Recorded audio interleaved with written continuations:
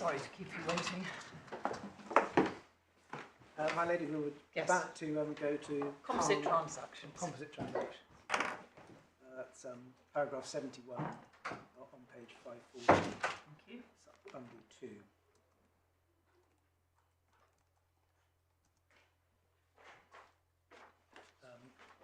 So they begin the analysis with the revenues submission that once the tax liability arises, that the net is cast wide. Either receipt or entitlement will suffice.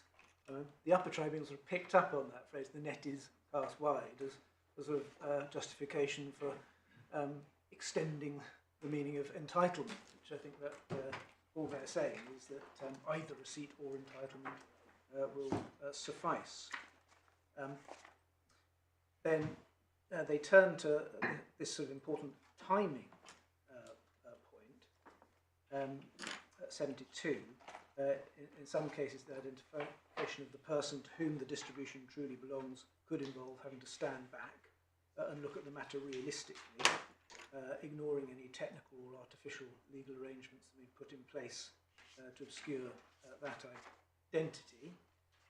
And although the arrangements in the present case weren't intended to obscure any person's identity, a case such as the present does involve having to, at the end of the day, we would invite you to stand back and look at the matter realistically in judging, in the present case, whether the person that was truly receiving and entitled to Simon Bank was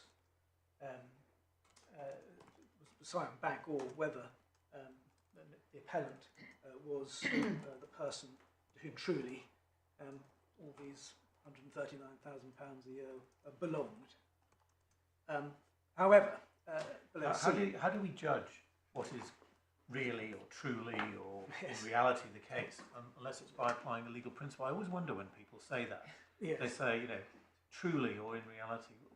What's the yardstick? What's the framework? Do we just sort of in the air, or I think let it all hang out, or what? You always must always have in mind, you are always construing the legislation, you're always seeking to apply that legislation to the facts in question. But if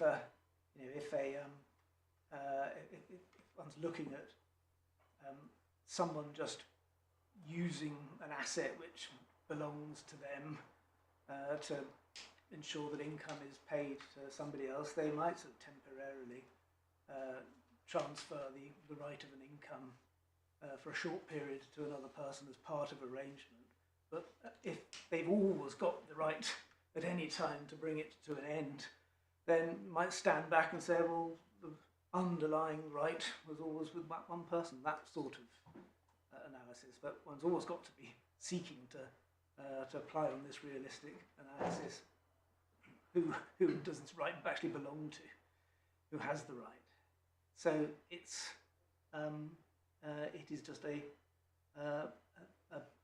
sort of cross-checking, standing back and asking, well, is this the right answer in the case? And it may be that it's not. In my submission, that in the present case, the effect of all the documents was that the receipt and entitlement were in one place, so it's not necessary for you to go that far. But if you did, you'd arrive at the same place.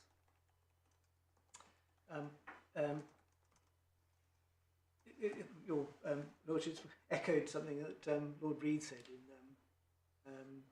the UBS case, that, well, shouldn't you always be looking at it realistically if the contrast is looking at something unrealistically? Generally, that's what the court's job is to do. So going back to paragraph 72, the timing point is made in the second paragraph.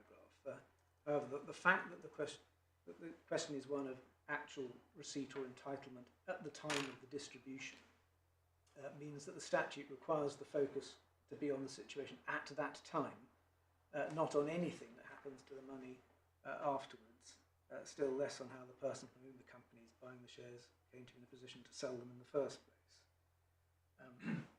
So in the present case, one has to look at the receipt or entitlement at the time the income arose. I'll come back to that point when we've dealt with Khan.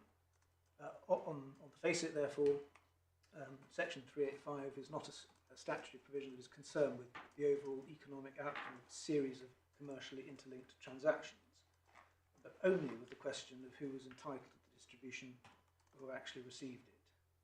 In this case, the distribution was the money that was payable by the company in respect of the 98 shares. So in that case, the tax charge was on the money, and so you had to look at who received or was entitled to the money. The agreements did not resemble cross-country option arrangements in the Scottish Provident case. Mr. Khan did not have a bare legal entitlement to the distribution. He had a contractual entitlement to the price for the shares he had sold to the company under an agreement that was last in time to be executed. That price was to be paid by means of a taxable distribution. He had not created a charge or trust over the price in favour of someone else or assigned it to someone else. No one had a better right to the money than he did. Obviously they're thinking in terms of assignment being relevant to the question of who does the distribution really belong to. And Sion Bank hadn't assigned the right that it had to anybody else, whereas of course Mr. Good had assigned it to someone else. The fact that at the end of the day Mr. Khan ended up as the owner of the sole remaining share at a modest personal outlay, with the shareholders, whilst the shareholders ended up with a sum equivalent to the company's previously distributable reserves, tells one nothing about who received or who was entitled to the distribution when it was made. So again, we would say that the fact that at the end of the day Mr. Good's interest obligation was discharged tells one nothing about who received or was entitled to the maps when they were paid. Mr. Sykes for Mr. Khan submitted the overall economic outcome was precisely the same as it would have been had the deal been structured in the manner originally envisaged. Most of the shares have been subject to the direct buyback by the company from the vendor shareholders. But then they quote Lord Green and say, well, that how you structure, precisely how you structure things matter. So the fact that in the present case the arrangements could have been operated in principle with... But that's why I questioned whether a sort of an appeal to, quotes, reality helps any. Because the whole point is you can achieve the same economic result in two different legal ways. Yes. So structured by two different sets of transactions, which may have different tax consequences. But so an appeal to sort of quote reality or whatever doesn't really help. It certainly doesn't mean the fact that you can do it in a different way, or that's not the sort of realistic concept that is being employed here. It's absolutely clear. You've just got to look at what the transaction actually was and how they structured it, precisely how they structured it. Because I mean, to put a proposition to you, if in this case, rather than an assignment by way of security, Mr. Good had absolutely assigned the maps, the right to receive the maps, but with a proviso for retransfer if and when the loan was, his loan from the bank had been discharged, that would be different as a transaction, wouldn't it, from an assignment which was by way of charge only? If that was the difference, yes, that is a difference. But whether that makes a difference to the would have made a big difference. Would have made a big difference to the viability of his tax plan, wouldn't it? Yes, as would the because he wouldn't have been able to show that's true. the maps in his accounts. Who knows what the accountant Well, he wouldn't would have, told because him it would have been an absolute assignment. But equally, he could have done it to achieve that by structuring it so that the income was paid to him. And he didn't enter into the assignment. No. If what they were really seeking to do, if you were a genuine trader, entering into a real transaction where you were wanting to have real trading profits that you would make, you would want to not assign 55% of your distributable proceeds or all your minimum annual payments for you to somebody else. You would enter into a contract by which you kept your income, and in which case he would have been entitled to that income. Well, actually, I'm not sure about that, because actually traders often enter into receivables financing where they completely assign all their book debts, but in return for an upfront payment. I accept that. It was but with a proviso for reassignment.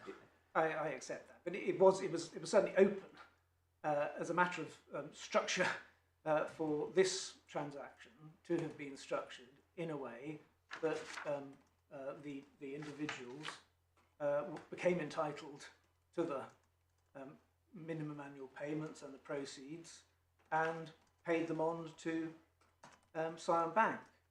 And had it been without any assignment, they could have structured in that way, and had they done so, then Mr. Good would have been entitled to the income, receive the income, and I wouldn't have been able to run an argument saying, well, although he received it and was entitled to it, he passed it on, commercially passed it on. That's closed down by a sort of calm. That's not sort of composite. So the transaction they did enter into involved that important assignment and the security and the ensuring that the individual traders did not get any real entitlement to this income. So I think that's all I want to say about the way it can be done in different ways. 76, the revenue pick up the composite analysis and say that even in a case where there's a series of preordained steps designed for no reason other than to save tax, then the application of the Ramsey principle, looking at a composite whole, must be consistent with the result of the component transactions. And the court took that principle to say, well, it was difficult for Mr. Khan to argue that he didn't have the distribution, or that the traders, or the vendors, essentially did get the distribution, because that legally that wasn't what happened. Whereas, and here, these transactions were structured deliberately to avoid the participants from having the rights to the maps for all the reasons that we've discussed. But didn't the participants, the traders, have to be able to draw up accounts showing that they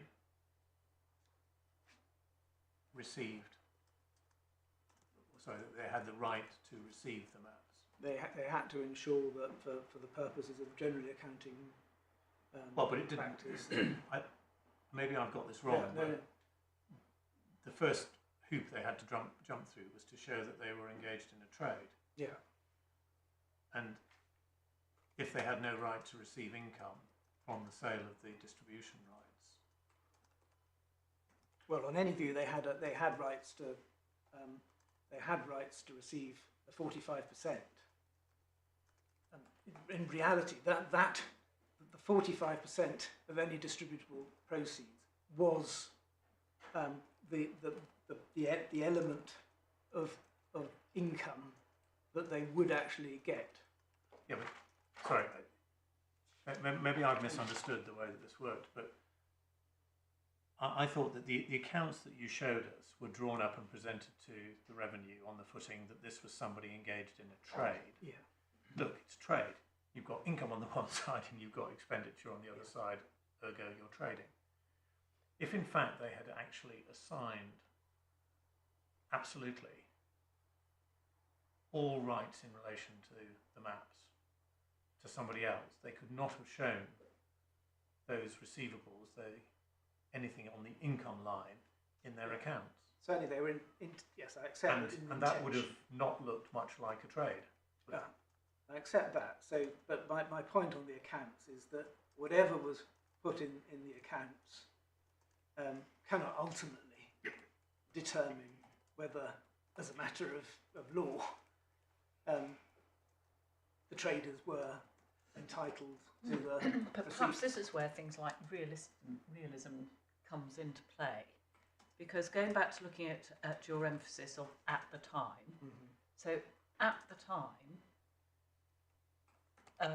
your lay client was still seeking to establish, running the trade argument, okay, but hadn't had to abandon that very sensibly and pragmatically, presumably on advice. He did in due course, but at the time he didn't. So at the time he is saying, I'm a trade. In order to be a trade, as my Lord Justice Snowden points out, he had to have an income, and the income was the maps, which was shown in due course in the accounts. Now, if he had no entitlement to the maps, how does that work? Yeah, it means that the accounts are wrong. But so, although when we say at the time, it doesn't depend on. Can we just feed back in my word realistic? Because just applying a bit of common sense and outside world knowledge, this was a highly sophisticated tax avoidance plan, completely legal. That's what it was. We're all working on that basis. And are you suggesting, are you hanging your case on entitlement, ultimately on the fact that you say the accounts prepared as an integral part of this whole scheme were wrong, and for that reason, what would otherwise seem to be the inevitable route towards entitlement is not right? I wouldn't. I hope my suspicion is not that. But what I'm saying is that the scheme as it was intended to operate didn't match up to what actually happened as a matter of law in various respects. It didn't succeed. Well, it didn't succeed because it wasn't a trade. It didn't succeed. But it doesn't mean that the transactions that we're looking at were a sham or false. No. I mean, they're real transactions. They are transactions, but one still has to interpret those transactions in accordance with what actually happened. But what you're doing is you're saying, let me take you to this document and that document and the other document to reinforce and support my submission that there was no entitlement. Except don't look at that document, because despite the fact that this was a sophisticated, you would say, complete transaction, just that one document's wrong. You're certainly entitled to look at the accounts in order to determine what the parties were intending to do under the scheme. But it's not determinative of what, as a matter of law, they actually did. That's my only point. The revenue rely very heavily on the accounts and say, well, look, it says in the accounts that he's treated the maps as being his income. Therefore, it must be his income. I think so, what I'm saying is it just matches up with the totality of the picture, which leads you to entitlement. May do. It matched up with the entirety of the picture as it was intended by Cylon. That is true. But ultimately, the question that we face is whether what they actually did All right. So, resulted in that entitlement arising for. okay. So what your submission is that the intention was to retain the entitlement because you needed to do that because of your trade, but in fact that hadn't been achieved. Yeah. So therefore, on your case, even if you hadn't been overtaken by the authorities of new case law, you would have failed on a trade anyway because you say the accounts were wrong.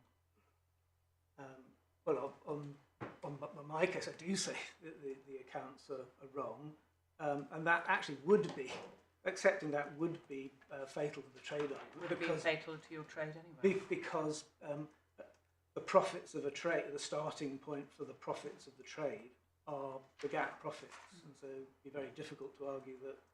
So your case is that actually the whole thing completely imploded in one way because either, forgetting the new authority, there wasn't a trade, in which case no sideways set-offs, or you weren't entitled. Neither way is a disaster for the taxpayer. Yes, I mean, if ultimately this question of if we're focusing on what happened at the time, it's not focusing on what people thought at the time or how they presented it shortly afterwards. It is what was the real rights and obligations that were created under these documents at the time. And if the right answer is that the receipt and entitlement passed to Sion Bank, then the fact that subsequently it was put in a contrary position was taken in the accounts is irrelevant. I see. Thank you. So it necessarily follows from that the actual question is what is the legal consequence? I mean legal not as from equity, but what is the legal? You use the word real, I'll use the word legal. Yeah. What is the legal analysis of the assignment? Yes. It either did pass the entitlement to the maps, to the bank. Absolutely. Yeah. Or it didn't.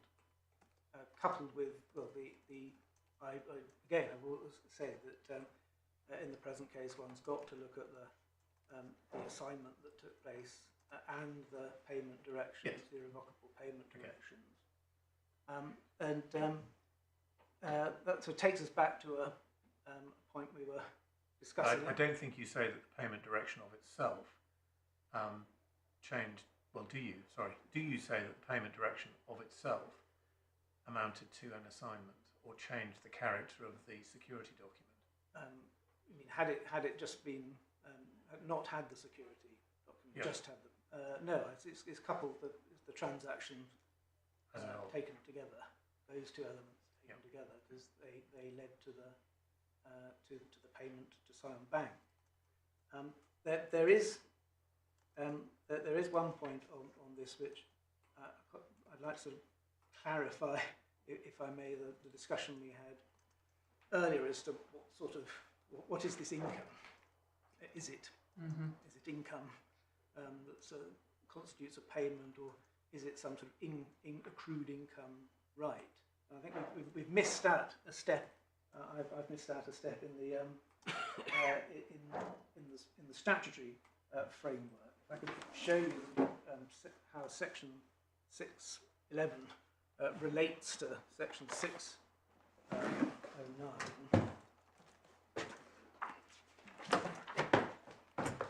That is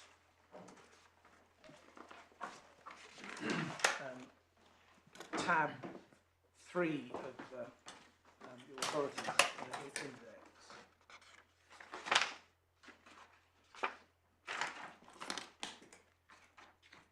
So Section 609 is income tax is charged on income from a business involving exploitation of films. So that's the general charge. And then Section 610 is tax is charged under this chapter on the full amount of the income arising in the tax year. And then section 611 is the person liable for any tax charge under this chapter is the person receiving entitled to the income. And the important phrase there, what is being charged is the full amount of the income arising in the tax year. So income arising has been held to mean the income that is received by the taxpayer, or the income that is capable of receipt, that's been credited to your bank account. It's not income accruing in the tax year.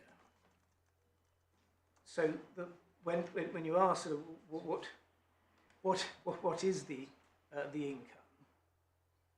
income arising is the income that was paid by Scion Distribution Limited and received by Scion Bank. And contrast that with the years where I think I said that they stopped paying the MAPs in 2014-15. So the right still was there, but there was no income arising in 2014-15.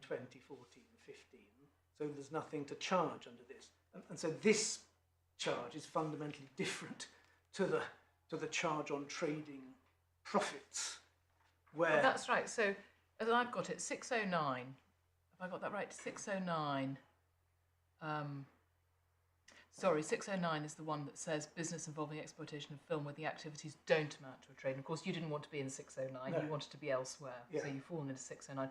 So the appearance of the MAPs and the interest offsetting the MAPs, roughly speaking, in your accounts is all to do with the trading argument. Yeah. But that's what you wanted it to be. That's why you counted that in. Yeah.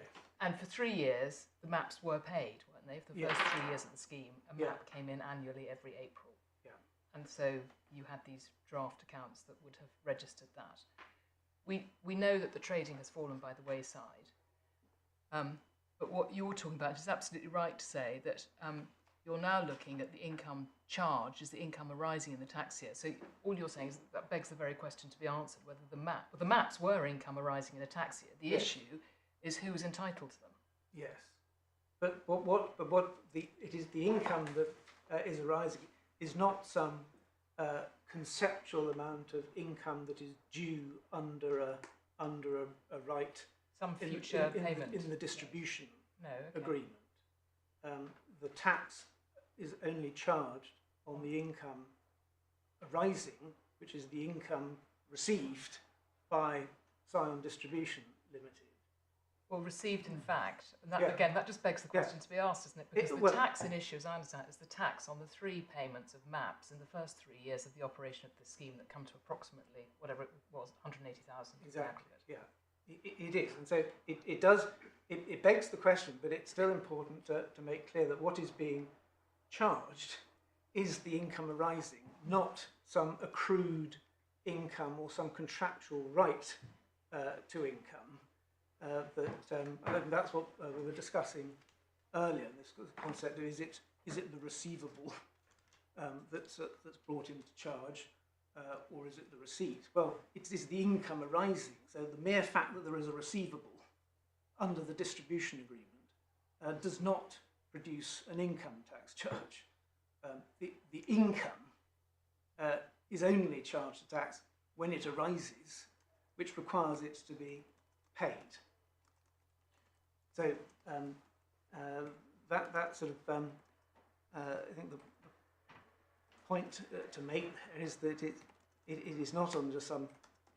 One's not looking at a sort of an abstract concept of income based on a right. We're looking at the income which has actually arisen in the year to Scion Bank, and one is asking of that income which has arisen, who was the person receiving and who was the person entitled to it. Well, we know who received it. I would say Yeah. it's even narrower. We know who received it, so we Oh, can is put it? that one behind the curtain as Yeah. well. It's entitlement. So the question is the person entitled to it different? You said I even know. more narrowly, just the Oh, security, yeah. just the security Yeah. assignment. Put it the entitlement into Scion Bank as opposed to Yeah. your client. Security Or the security assignment various plus. other things. So I read, I'm afraid, 610 in a rather more simplistic way, because to me it looked like, one, tax is charged on the full amount arising in the tax year. Yeah. Two, look below for how you work out.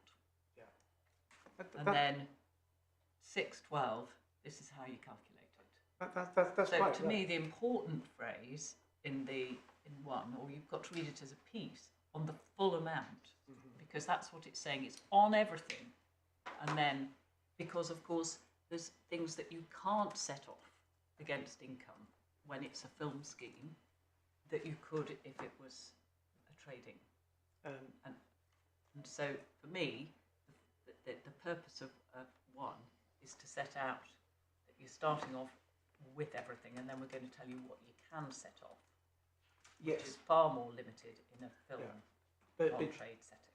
but my point is in setting out what the full amount of the income arising is. You do have that word arising is significant because it has a meaning in the history of tax as being the amount that actually has arisen because it's been paid, and so one's not looking at a sort of simple bare contractual entitlement, and I think that was a point that we were discussing. So what I don't earlier. understand is if you're just looking at payments, not entitlements to be paid, what's the difference between receiving or entitled to the income? I mean, if you only ever look at what's paid, I don't understand how you give a different meaning to receiving or entitled. Well, if I'm entitled to some income, I can say, well, I'll pay it to Ms. Nathan. So she, But by definition, you've just looked at something that hasn't actually been paid. but you look at the time. At the time, it has been paid. Well, if you only look at the time it's paid, Yeah. I don't understand why there's a difference between the person receiving and the person entitled. Because the By income. definition, it will have been paid to the person quotes entitled on that. The person receiving it will have been the person entitled on that basis. Well, It's not- one and the same. Not necessarily. You could say that if trustees direct payments to be made to beneficiaries, then we'd be looking at the beneficiary rather than the trustee. Or if someone said, well, I enter into an arrangement where somebody other than the person who's entitled to it receives the income, then this enables the revenue to tax the money. I mean, Okay, that's the main. Let me try and put my question in sort of another way. Is it too simplistic to say that the person receiving looks at where the money went, and the person entitled to looks at who, under the debt giving rise to the money, is entitled to direct where it goes, or is entitled in some ownership way to direct where the money goes? It must be the same thing. That's true, but if they've already assigned their right of way and made the direction, then at the time the money arises, I would say they no longer have the right. So one's simply looking at in that case, one's looking at who under the assignment arrangements were entitled. So you are looking. You have to answer the question at each time when the money arises, when the income arises. So I know this only deals with films and sound recording, but those words, receiving or entitled, I think, and the concept of income is pretty widespread. I'm a trader. I financed my trade by going to the bank and getting a loan. And to secure the bank, I agreed, by way of security, to assign all my future book debts by way of security to the bank for the amount outstanding at any time. That's an absolutely bog standard arrangement that traders enter into every day of the week. And if we did nothing more, and I simply collected in all my book debts and paid them into my bank account, you, I think, would say, yes, that's income, both received and to which the trader was entitled. So it would fall within this wording. Correct? Mm-hmm. Yeah. But if as a trader I send a notice out to all my customers saying, actually, I've entered into this arrangement, security arrangement with my bank, please pay direct to the bank.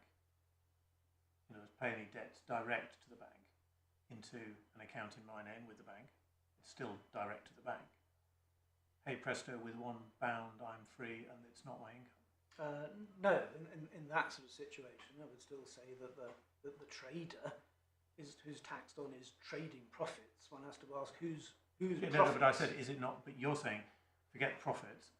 It would not fall within the definition of income of the trader in those circumstances. But the key difference is that what is charged to tax on the trader are the profits. Yeah, I get that. But whereas here, what is charged to tax is the income arising. So in this type of charge, or with interest, you're always looking to see, are there payments which form the basis of the income tax charge, and who is entitled to those payments? Whereas the profits of the trade are there's only one person that's is the trader, or the company Right. is the trader.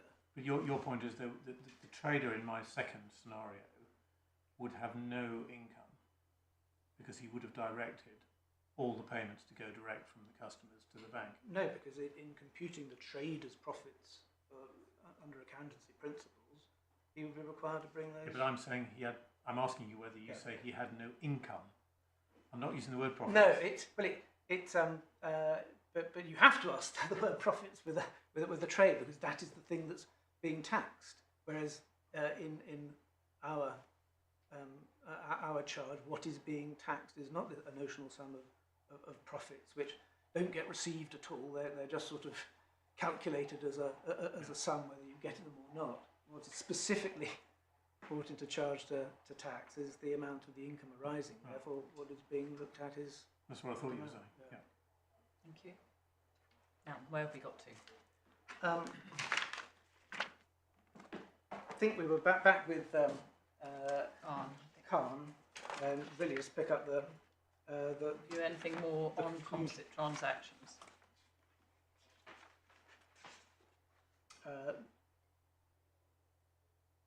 No, well, I think just the point at 81, I'd ask you to note that they do say at 81 that this wasn't a case in which Mr. Khan's interest in the money could be described as a mere legal shell. And I think that the upper tribunal brought that in to say, well, actually, they are now applying the mere legal shell test. But I think what reading the judgment as a whole, it's clear that they were saying, well, that's not the test. They're just saying, over and above what they've already said. For him, it wasn't a mere legal shell. Then their conclusion at 83 is that what does entitlement mean? They say 83 below F. Entitlement means no more than having the right to the taxable income, in this case the distribution, and there's no further implicit requirement of benefit in the sense used in the group or consortium relief tax basis.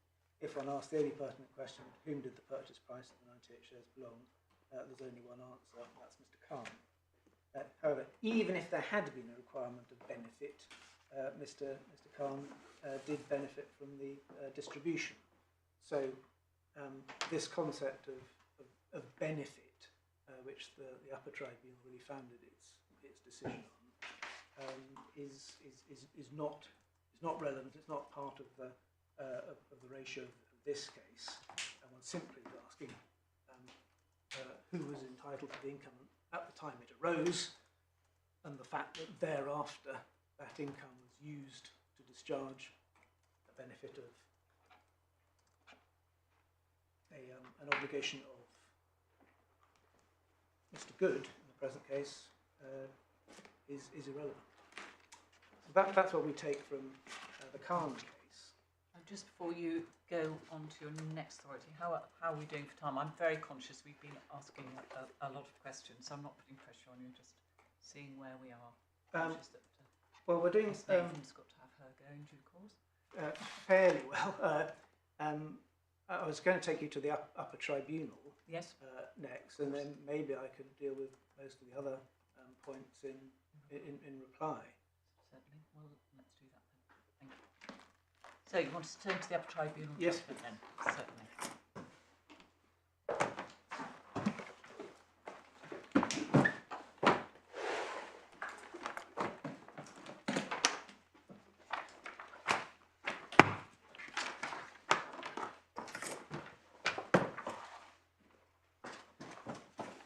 That's in the core bundle at 6.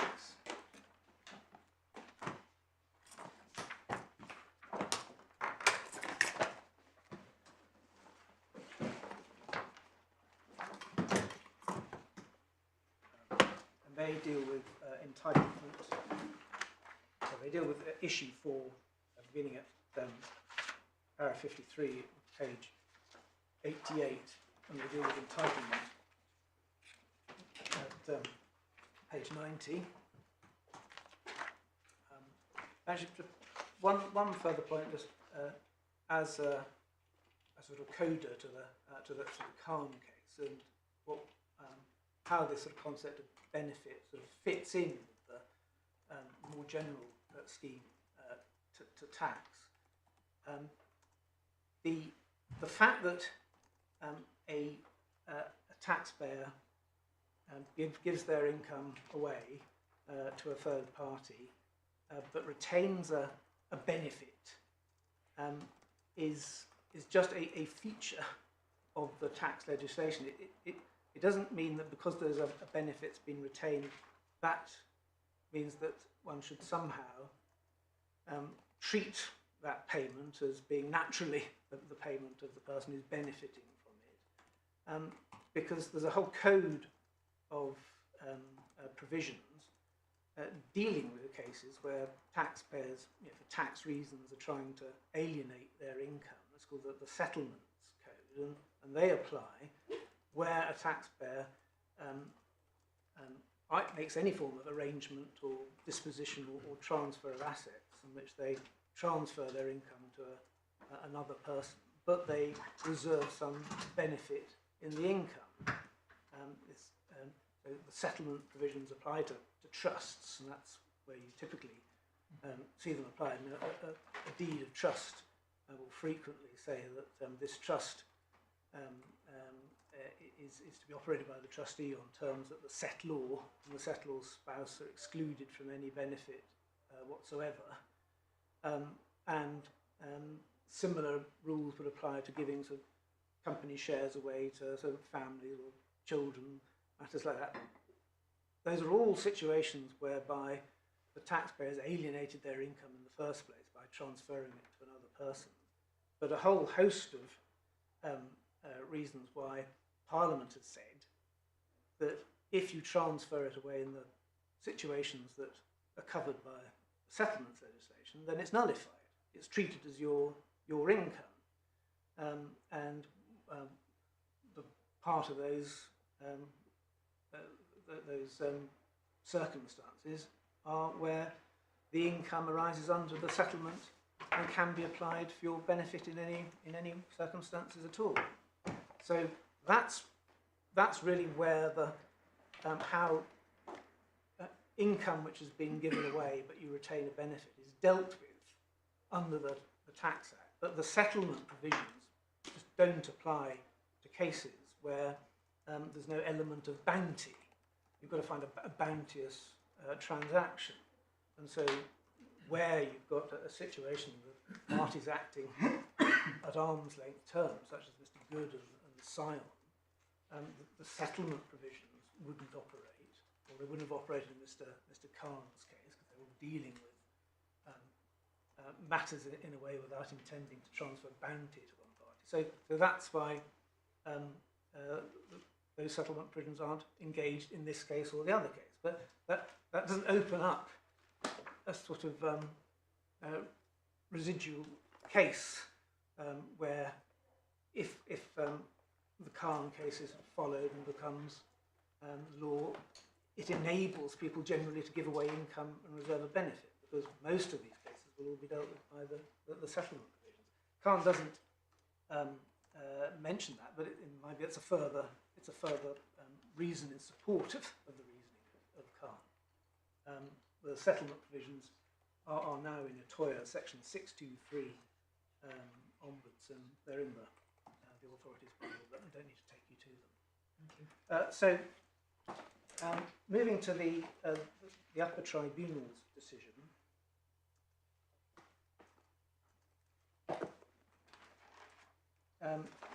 The upper tribunal at 65 goes through and cites the provisions of the relevance of sections of the Khan case, and they really get to the nub of the argument at paragraph 83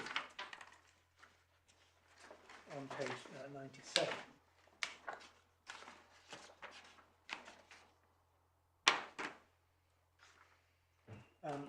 And they say that my argument was that this was not a case in which the maps first belonged to Mr. Gooden and he then assigned them as security.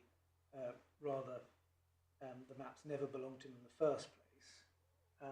And I would say that, well, my case is that the maps, the rights to the maps plainly belonged to him under the distribution agreement, but our argument was, as it remains today, that he assigned that right so that the income never belonged to Mr.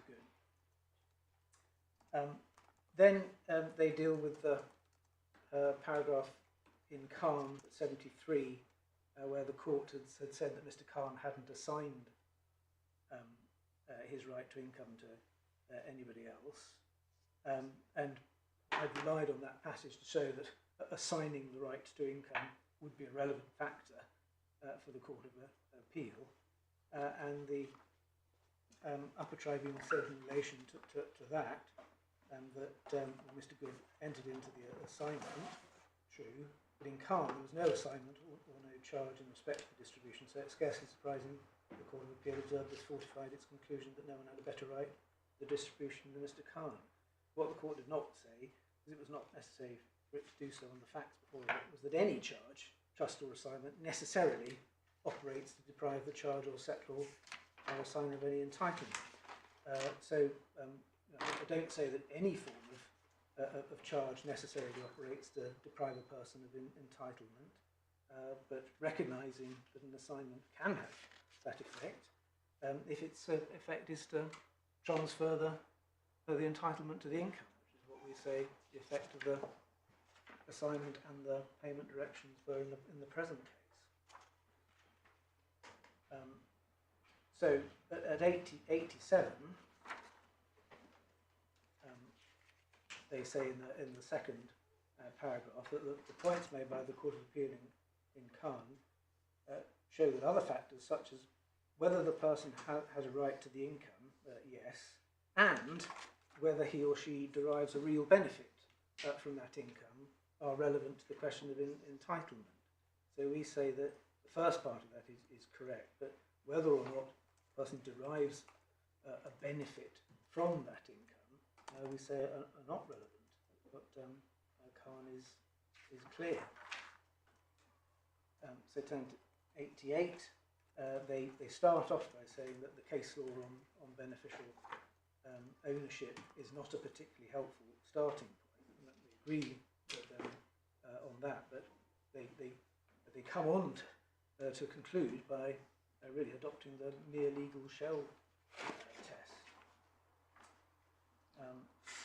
And then they say that Section 611 casts a wide net with the consequences relevant to Mr. Good's entitlement to the maps that San Lender received them. Indeed, even if San Lender could properly be said to be entitled to the maps, this would not prevent Section 611 applying to Mr. Good if he was also so entitled. So their reading of entitled contemplates that we have various different people being entitled, and therefore that various different people being charged income tax on the same income. And we say that's a pointer towards that interpretation of entitlement being too wide. Otherwise, it's just left to the revenue to decide of these various people that might have had some benefits out of the income who pays the tax. Whereas, say that the statute is much clearer on focusing on the person with entitlement or the person receiving it. It shouldn't be interpreted to go wider on that. 89 to 91. This is really how they deal with the composite transaction. They say that we were wrong to focus on the assignment because one also had to take into account the effect under the distribution agreement and the interest loan obligation. 92, they say that when the question of entitlement is considered by reference to all of the key documents, we consider it clear that Mr. Good was entitled, and that's within section 11. His explicit contractual entitlement to the maps under the distribution agreement over a period of years did not disappear when Mr. Good entered into the security arrangements, but rather it continued in effect subject to the terms of those arrangements. But we would say that the terms of those arrangements were that the contractual entitlement was held by Sion Bank. Therefore, the effect of the assignment of the right to the maps didn't discharge the interest obligation. What discharged the interest obligation was Sion Bank's separate undertaking to make that discharge. The upper tribunal says at the bottom of the page, indeed, to the extent that Mr. Good had no longer been entitled to the maps, the assignment of those rights would have been ineffective to discharge his interest obligation. So that's confusing the two steps that were taken, the receipt of the income and the subsequent undertaking given by Sion Bank in the payment directions and notice of assignment document to make that discharge. That, the reason why, the legal reason why the interest obligation was discharged was that undertaking.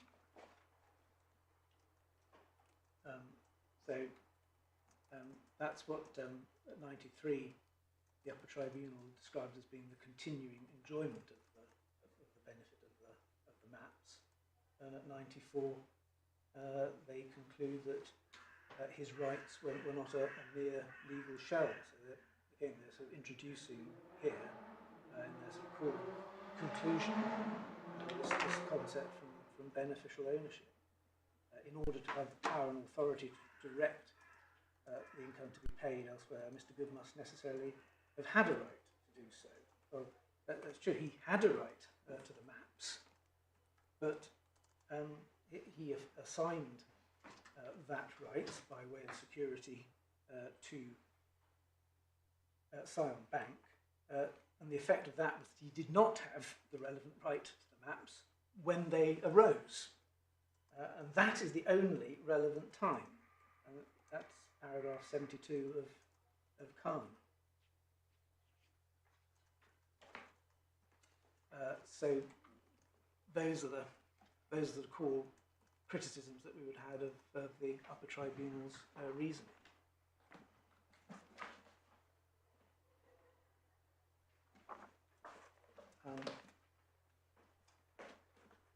That's the main burden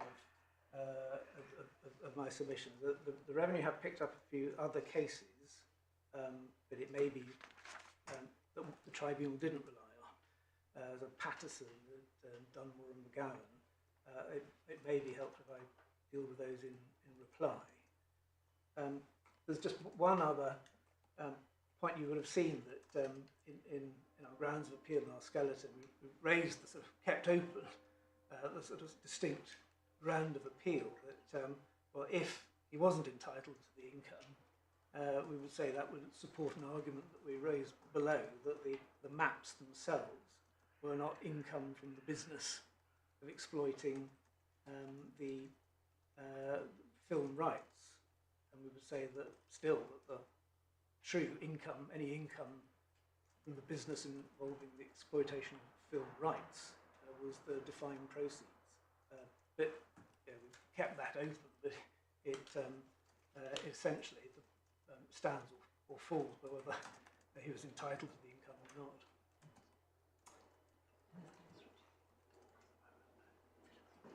No, thank you very much. That's most helpful. Yes, Miss. Thank you, my lady. If I might just have a moment to gather my... Do, please.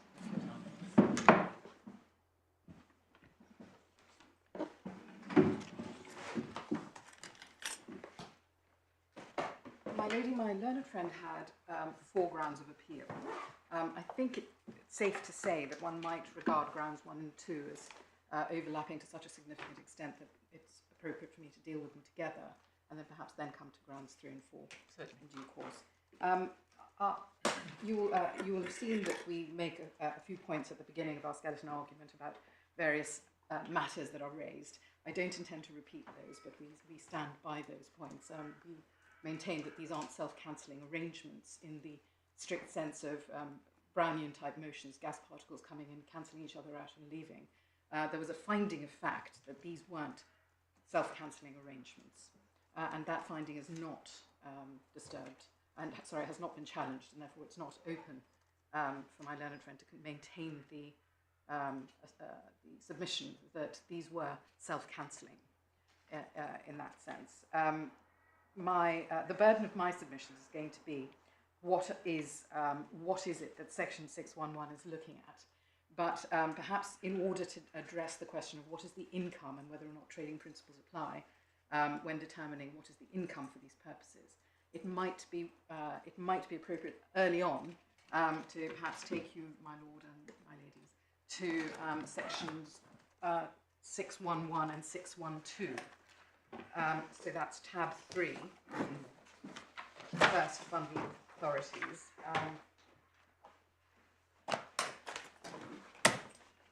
Page 15.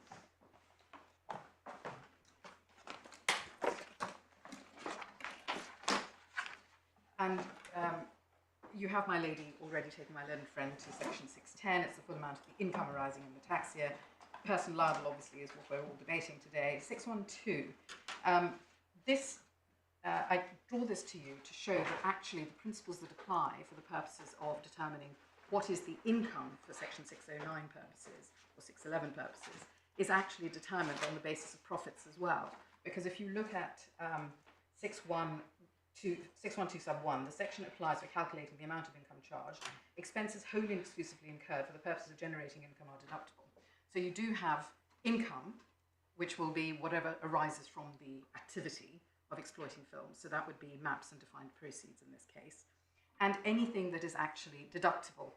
In determining what is deductible, if I could ask you to drop down to sub 4, expenses which would not have been allowable as a deduction in calculating the profits of a trade, if they had been incurred for its purposes, are not deductible under this section. And that, of course, means that things that are not wholly and exclusively deductible, are not wholly and exclusive for the purposes of the trade, would not be deductible.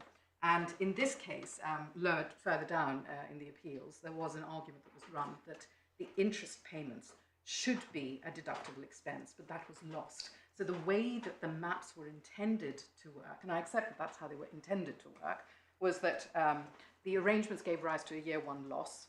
Years 2, 3, 4, 5, you would have an income stream coming in, guaranteed, and a possibility of the defined proceeds, and that you would match or seek to match to a very large extent, substantially, I think, is the word that is used in the business plan, but also formed part of the analysis of the FTT, again unchallenged, at paragraphs 219 to 220, I think, of the FTT decision, that they came close to but didn't exactly match the amounts of the maps. So you'd have the maps. And the interest payments. Exactly. So you'd have the interest payments and you'd have the maps. The idea was that the interest payment would get rid of the taxable element of the maps.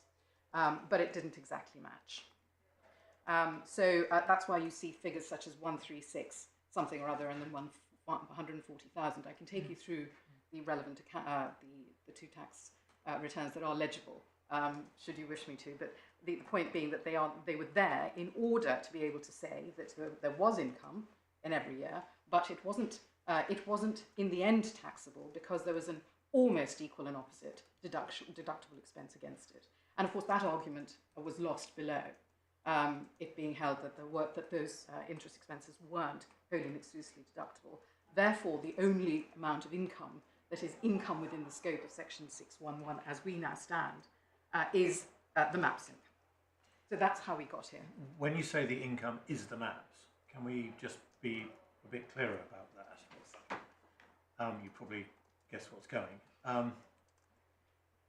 The MAPS arose contractually as amounts payable in accordance with a schedule on a certain day every year. They, in fact, weren't paid every year in accordance with the schedule. In one year, we've heard they weren't paid at all, so no money was actually received by anybody in respect of the contractual liability. What is the income arising in that circumstance? Is it the amount of money only if paid, or is it the right to receive the money, which becomes a present right in the tax year? Which one is it? Because it seems to me that's quite significant potentially, because it focuses you on whether you're looking at the money received or actually paid in the tax year, or whether you're looking at the obligation for it to be paid and the right to receive it. It's a very good point you make, my lord, and obviously, and one of the points that I would say you don't need to add the word obviously. Oh, I did. But it is in the ordinary course. What would happen is I would have a business of exploiting matters. I would have MAPS income arising today. I would say it wasn't MAPS income. Say it was just I sold some rights and I received some money for the rights. That income, less any deductible amounts, would be the income for the purposes of Section 611. What has happened here is that a bundle of rights in respect of income that is due to arise at some point in the future, MAPS income that is supposed to arise at some point in the future, have been sold, have been assigned up front, but only for a specific purpose. And I'll come to that for the effect of that, we say. So the question is, are you charged on the value of the bundle of rights that has been transferred, or is it on the MAPS amounts as they are paid in every year? And we would say the answer would be that it is the MAPS amounts that are paid in every year, not the bundle of rights that is assigned on day one. But we say it doesn't alter the analysis that one needs to undertake for Section 611 purposes. Because for my learned friend has asked you to focus very, very closely on the at the time point. And what we say is that at the time is something that doesn't just relate to the point at which the MAPS are paid, because what you're looking at is the entitlement to that. That entitlement, as it were, precedes the actual payment, because it is the satisfaction of that entitlement that the payment is made. So what we say is when you have a bundle of rights, so you have a right in the future to receive MAPS, you parcel up that bundle of rights and you give it to somebody else for the purpose of paying obligations to which you are due, to which you are liable. The transfer is an actuation, is a giving effect to your right to that income, because were you not entitled to that income, you wouldn't be able to bundle up those rights and pass them on. And we say that is the correct analysis to take on when one is looking at the bundle of rights. But if I have a future income stream, and at the start of it, I assign all of it, in other words, the future debts, as and when they come due, I understand that if you were asking the question at that point in time, did I have the entitlement? The answer must be yes, necessarily, because you've just done something with it, you've assigned it. But if you were to ask the question 2 years down the track in relation to the debt which I assigned 2 years earlier, do I now, 2 years later, have the right to receive the money? Let's assume it's an absolute assignment. That's, I think, the essential distinction. The answer would be no. In other words, because I had the right when I disposed of it 2 years earlier, but I certainly don't have it when the money comes to be paid, if that's the relevant timing point. Well, my lord, what I would say is this, isn't it? That the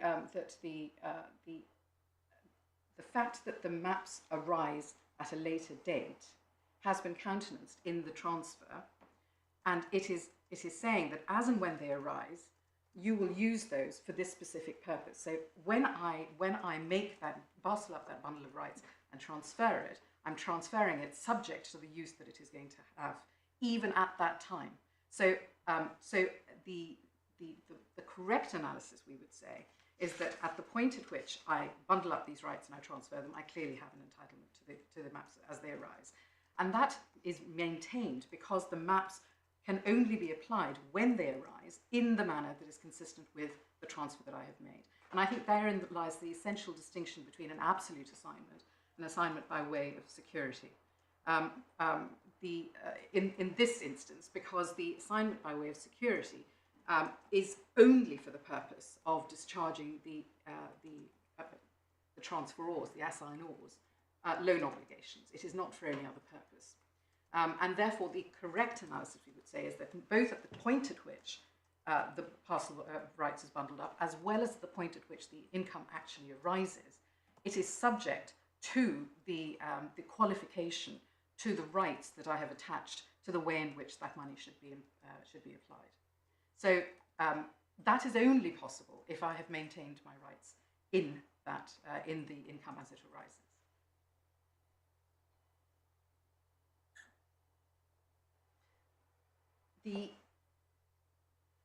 What we would also say, my lord, is that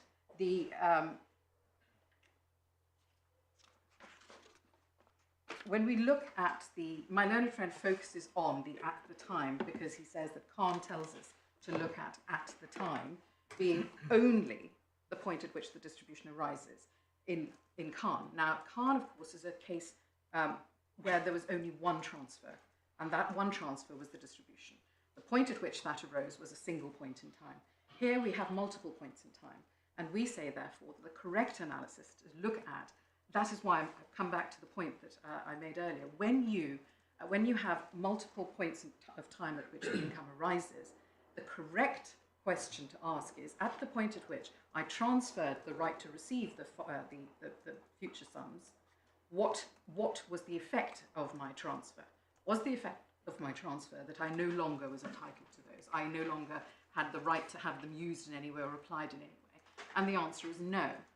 And that is why when my learned friend says we have a line of authority that nobody has, that the upper tribunal did not think about, we say that that is relevant. For example, my lord, I think you asked my learned friend if is it simply the payment direction that makes a difference?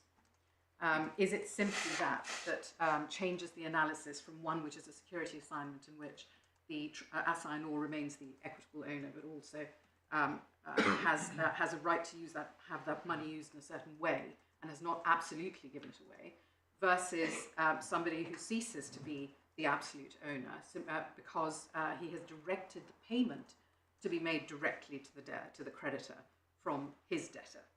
And we would say the correct analysis, is that the payment direction itself cannot change the analysis of the rights. The payment direction itself is simply saying that the receipt happens in somebody's hands, but it doesn't change the entitlement to that income.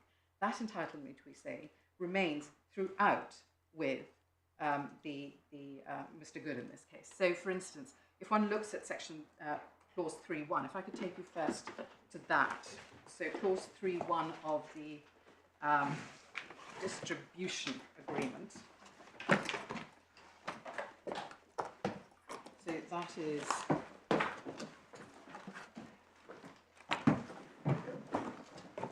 tab 24. Did you say 34? Tab 24, my lady. 24, thank you.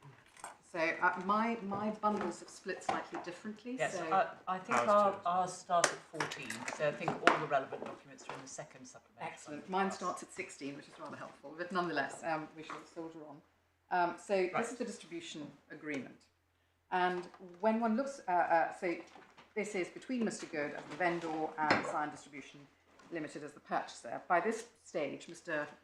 Good had already entered into the Sign Rights Limited agreement to acquire the rights for Sign Rights, which is what he then purports to deal with under this agreement. And what he does here is he assigns strictly, and subject to clauses 2.1 and 2.2, to the purchaser for the term all its right, title and interest in and to the distribution rights, subject only to and with the benefit of the prior agreements.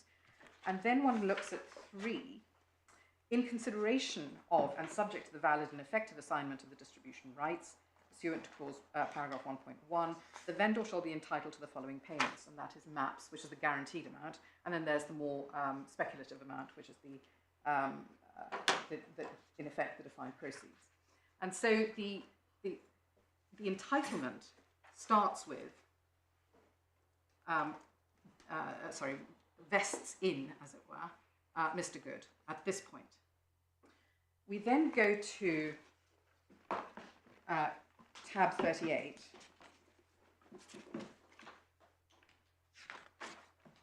And this is, as you, my lord, said, I think you called it the crucial document.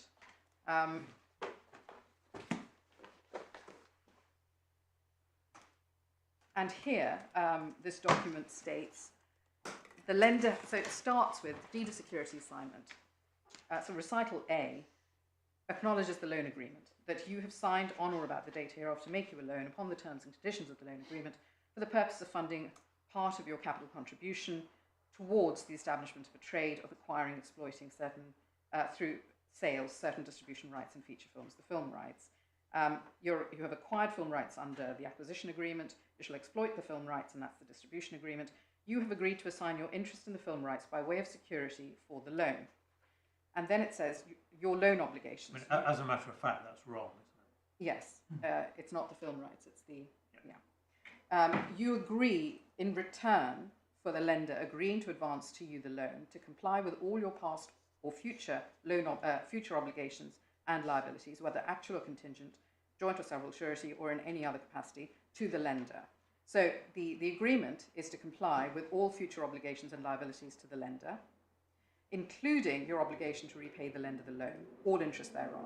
So what's clear is that this security assignment has very, it's front and centre, the need for the appellant to comply with the loan obligations. I mean, that's completely surplus as well, isn't it? One would have thought so, but it's there for the avoidance of doubt, presumably. Then it says, undertaken to pay, shall pay and discharge each of the secured obligations when due in accordance with its terms on demand by lender, providing the lender shall not make such demand in respect of the failure to pay the outstanding loan in accordance with 4.1 of the loan agreement, provided that no other event of default has occurred. And then we come to 3. You hereby unconditionally and irrevocably assign with limited title guarantee for the payment and discharge of the secured obligations to the lender by way of security all your present and future right, title and interest in the film rights and the benefit of your present future rights under the acquisition agreement, including the benefit of all proceeds payable to you in respect of the distribution rights therein and all royalties, fees, etc., fees and other payments and income payable to you by way of repayment of the purchase price as defined in the acquisition agreement, but excluding the reserved collateral until you have unconditionally and irrevocably paid and discharged the secured obligations in full to the satisfaction of the lender. So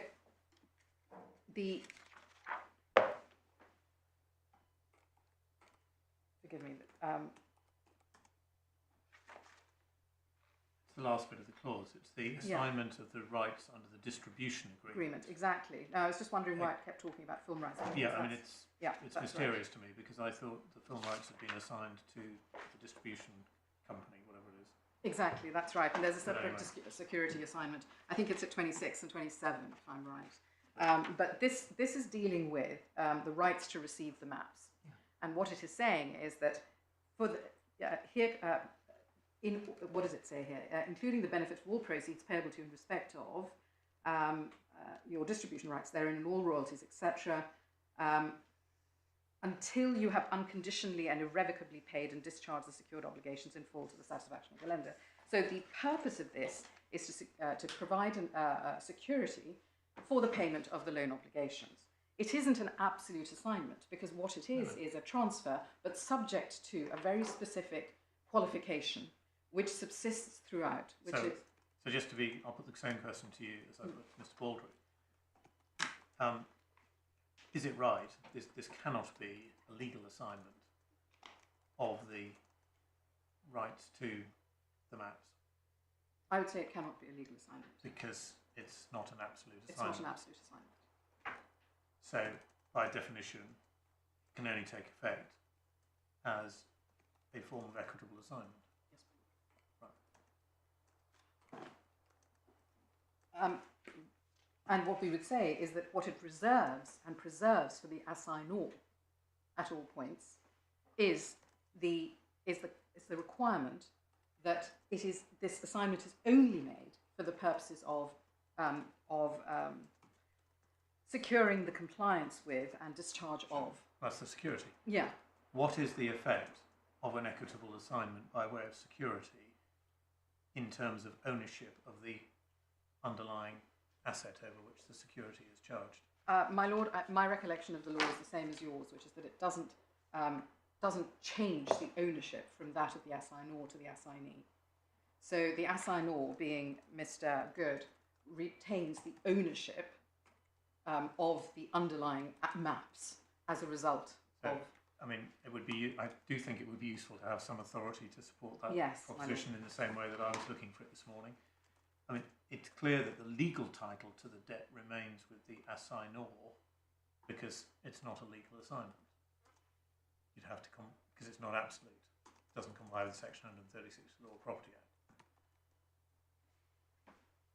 If it's an equitable assignment in equity only, the question is, does it pass some form of ownership in equity, or does it simply give a right of action to the equitable assignee?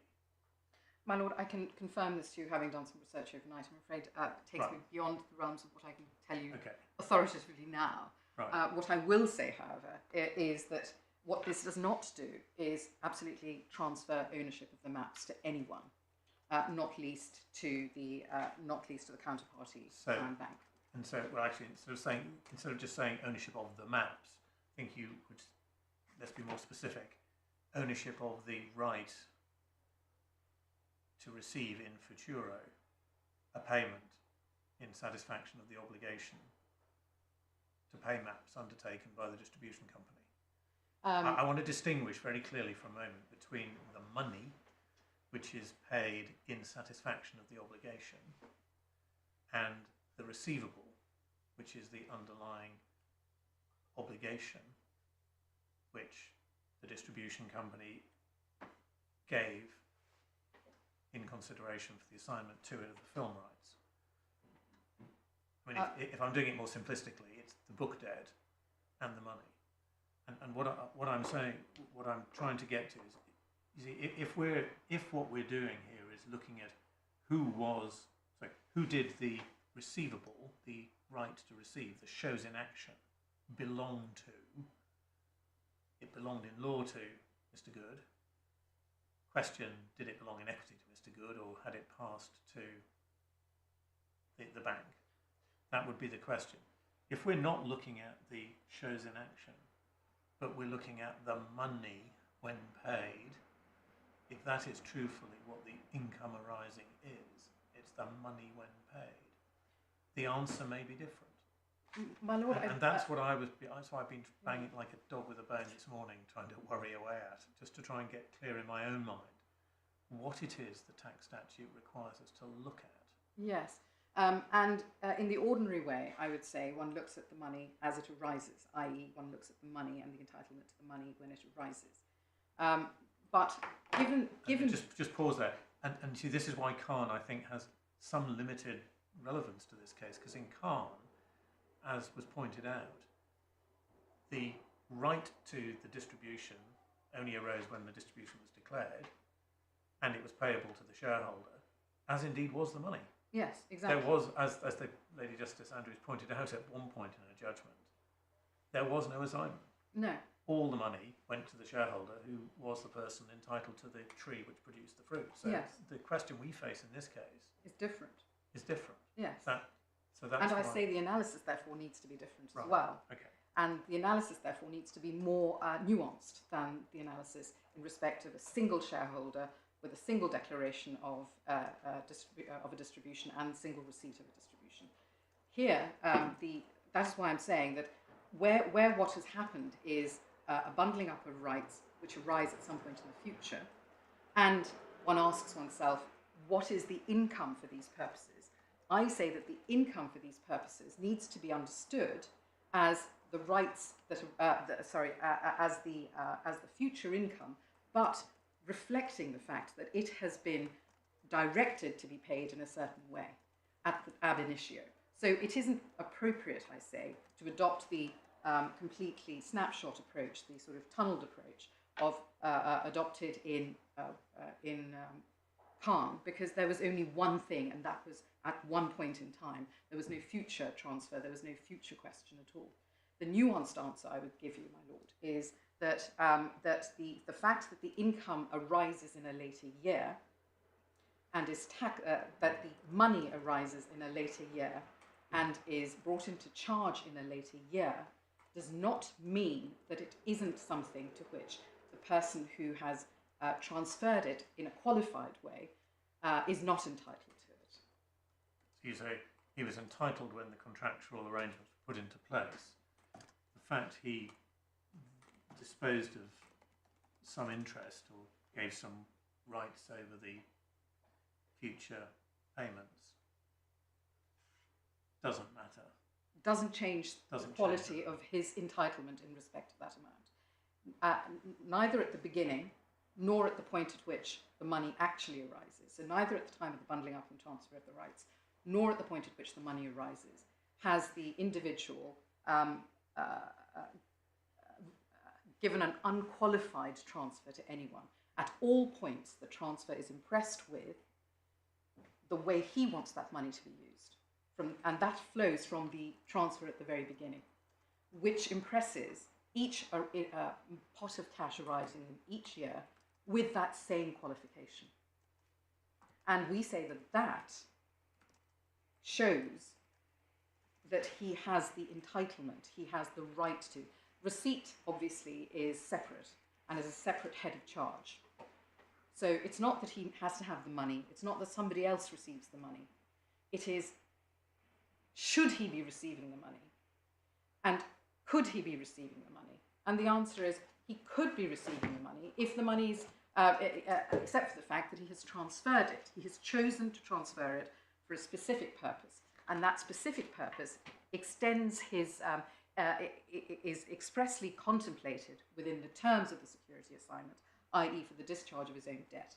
So we aren't saying that it's benefit necessarily that's required, but that in understanding the meaning of entitlement, how that entitlement is exercised, or how one tests that entitlement, can take into account matters such as, even following a transfer, is there some way in which the individual has qualified that transfer so that it must be used in some way that inures to him.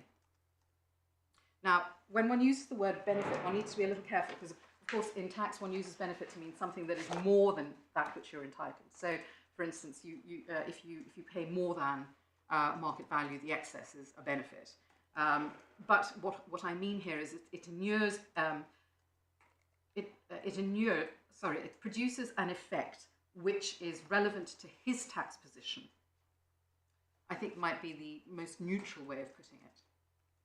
So if he'd given it away unqualifiedly and required nothing, and required the monies and didn't qualify how the monies could be used, then the argument might be slightly different. I mean, you're putting a lot of words into section 611 then, aren't you? Because 610 says tax is charged on the full amount of the income arising in the tax year. Section 611 says the person liable for any tax charged is the person receiving or entitled to the income.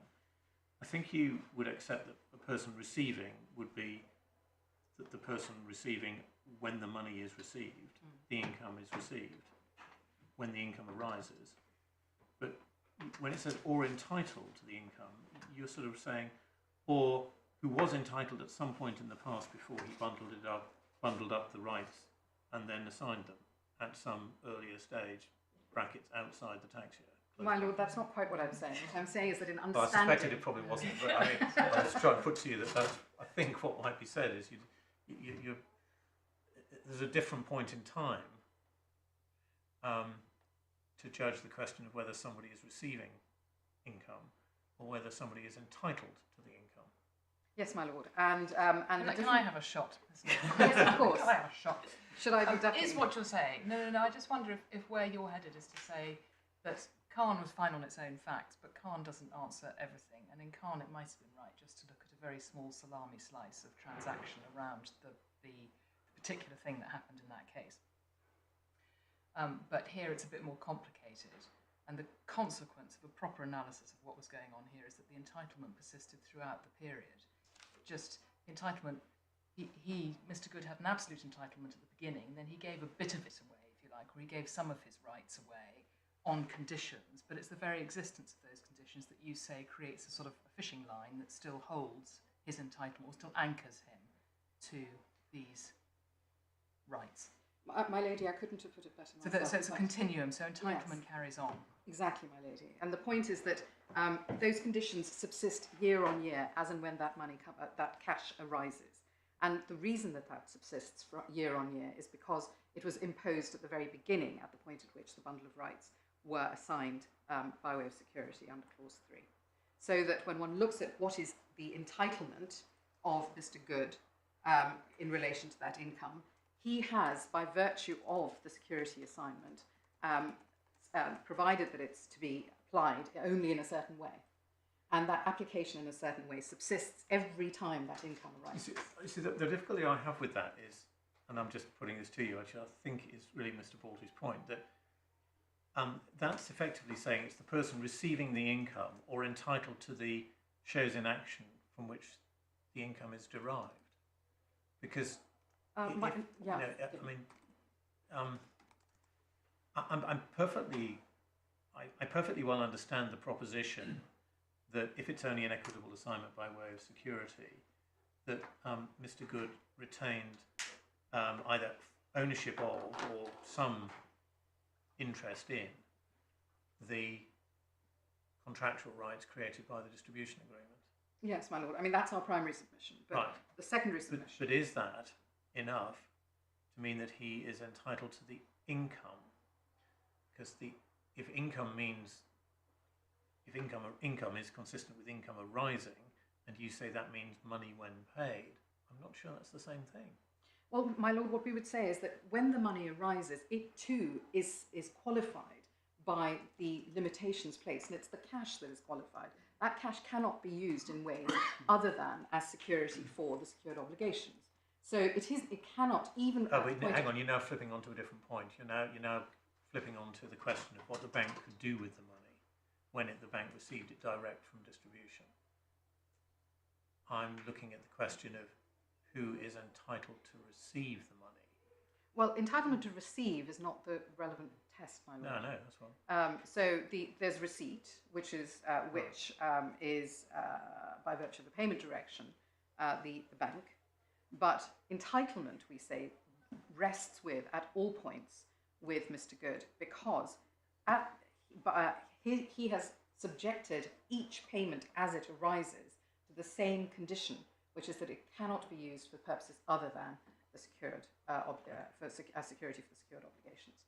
So that entitlement, the fact that he has done that shows that he had the ability to do that. The ability to do that, we say, subsists throughout and becomes live at each point that the money arises, that the money is paid. It's not that we are saying that there's some shows in action at some point in the future that it has to be used in a certain way.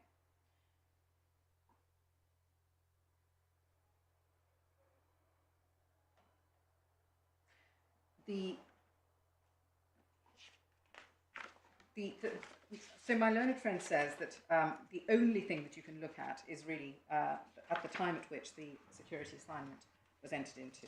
And we say that what is clear is that the security assignment itself envisaged the use of this money that is paid by way of security, the use of the maps as they arise, in a particular way, and that particular way being in discharge of the debt.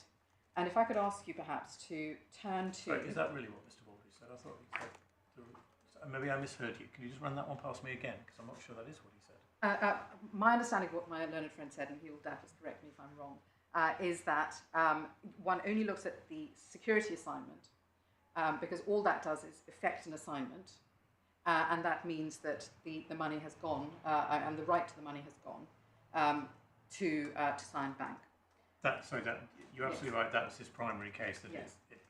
It's just everything gone. off gone. Yes, Exactly. Absolutely. I think his secondary case was maybe you'd actually just look at the money, and it's who's entitled to be paid the money. And entitled to be if I could answer the primary case first, Yeah. which was that it hasn't obviously completely gone because of the the qualified nature of the transfer.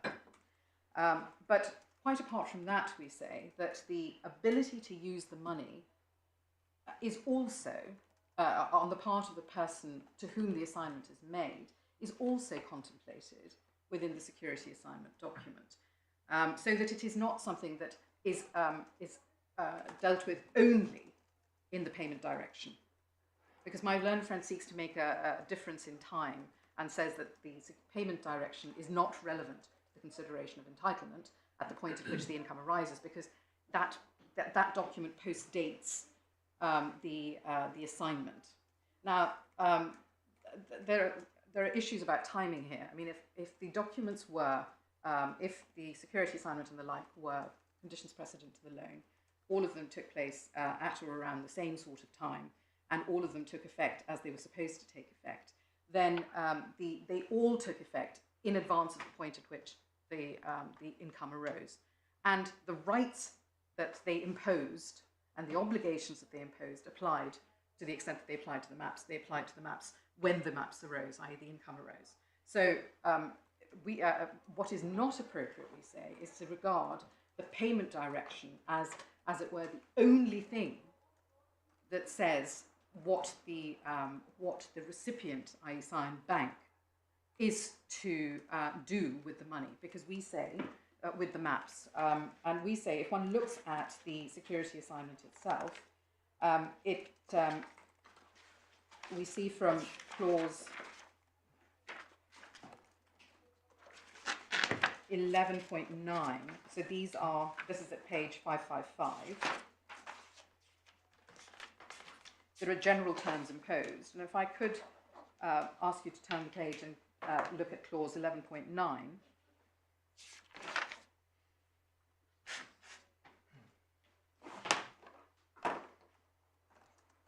and so we say that the words all monies received or realised by the lender under this deed may in the lender's discretion be credited to an interest-bearing suspense account and may be held in such for so long as the lender may think fit, pending its application in or towards the discharge of the secured obligations. So there's clearly a link here between the transfer, the security assignment, the maps arising, and how the maps are to be used. Because the underlying concept... But this is got to be...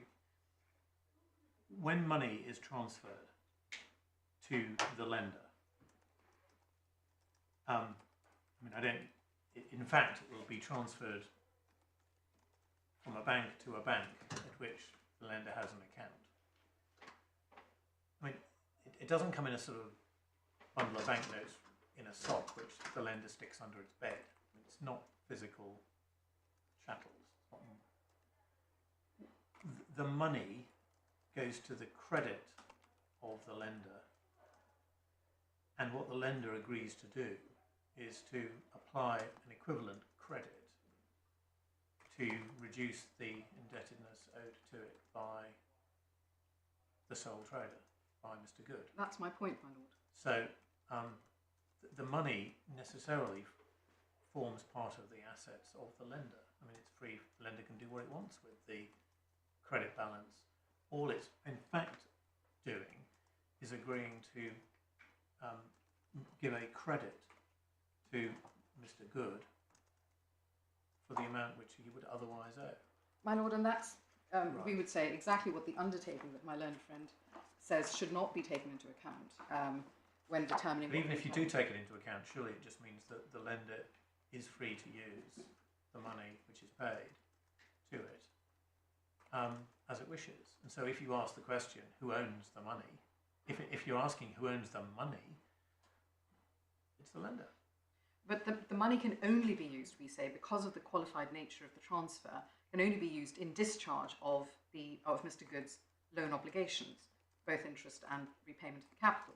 That's what it's there. That's what it's saying in clause. But this is for discharge of an obligation owed to the lender itself. I mean, so it becomes the lender's money.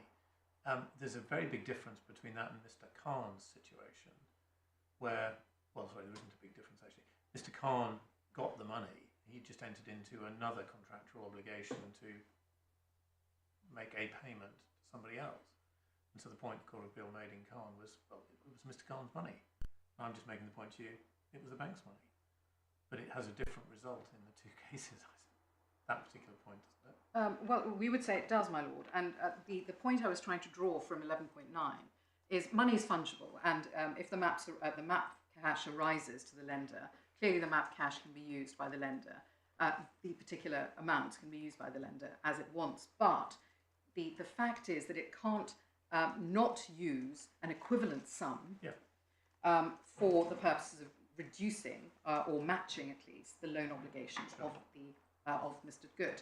And the point we're making is that is not only does that underlie the security assignment document itself, but it's, we say, made more explicit in 11.9. And when we look at paragraph, the part in the payment assignments, if I could ask you to keep a finger in that document, and then also to turn to tab 25 of the same bundle.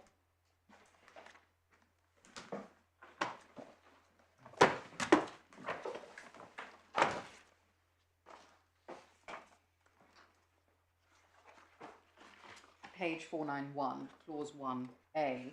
It's the part right at the bottom. Scion Bank undertakes to sole trader to apply all sums received from the distribution pursuant to clause 1A1 above against the interest due and owing on and repayment of principal of the loan advanced under ST loan. So what we say is that this doesn't, as it were, this confirms the position that is made clear or that arises under the security assignment at tab 38.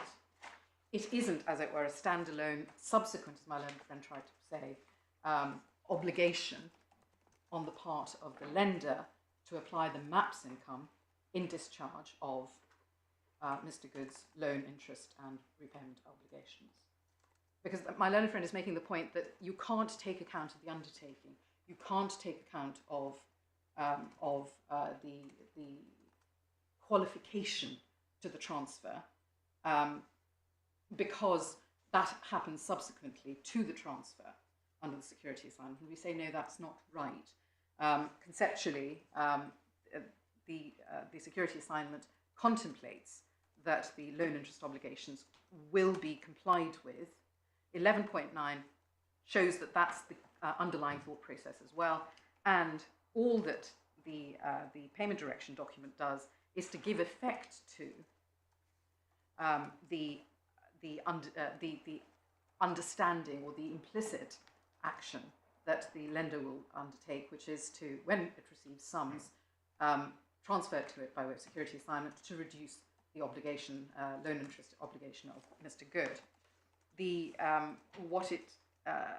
At no point, we say, can it be said that does it change the quality of the transfer made under the security assignment to an absolute assignment. At no point, we say, does it can it be said to amount to an absolute assignment and giving away, exhausting of all rights and interests in the bundle of maps, the right to receive the future maps that are given away under the security assignment. Can I put this point slightly in a different way? Mm-hmm. Suppose I have an overdraft at my bank and I'm a trader. If I was to be paid in cash, that would be my income by a customer. That would be income of mine. And if I then paid it into my bank to reduce the overdraft, that would just be between me and the bank. But it would still have been my income when I received the money in cash. Yes. I can't avoid the same result by simply saying to my customer, actually, will you just pay it direct into my bank account where it will reduce Absolutely. the overdraft? You say, whichever route you choose, it will be treated as income. Yes, because of the trade. either it's my receipt or I've directed the receipt of it to someone else in discharge of an obligation for me or to my benefit. You say it's income either way. Yeah, it's income either way. Right. Because I have done something in order to merit that amount being paid to me by the customer. Here, what's happened is there's been a disposal of film rights in return for the maps or the right to receive maps as and when they arise in the future, plus the defined proceeds as and when they arise in the future. All that has happened under the payment direction is that debtor pays creditor. It doesn't change the fact that it's my debtor and my creditor, so that I have received sums which are, so I am entitled to sums which are used to discharge an obligation that I have to somebody else. That's what the Patterson line of cases are all about. I didn't intend to take you particularly to those cases because I think the principles are pretty straightforward. Macpherson and Bond distinguished Patterson and the like, but then it was a completely different factual situation. One can understand in that scenario when somebody else's obligation is being dealt with and you don't have a guarantee position. It's not analogous to Patterson or to McGowan, Dunmore and McGowan. Whereas here what's happening is Mr. Good has a right to receive sums, i.e. the maps. He asks for those sums to be paid to the person to whom he owes money in discharge of his obligation to that person. And we say that the payment direction doesn't change the exposure of Mr. Good to tax under Section 611. He is the person entitled to those maps, and he retains that entitlement despite the security assignment for the reasons that I have given. Subject to coming back to you on on the authority for where the ownership lies when there is an assignment by way of security. So those were initially some of the points that I wish to make in relation to that.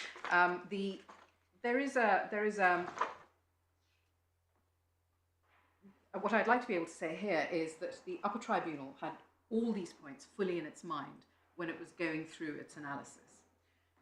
We know that it started with the correct question, which is statutory, how does one construe statute, how does one apply the statute to the facts. It started, if I could just take you to the decision, and please forgive me, my bundle broke, so I may be struggling to turn pages, but I hope you'll bear with me. So it's tab 6 of the core bundle, and if I could ask you to turn to the beginning of the analysis, it's at tab 6. Paragraph 65 in bundle page 90.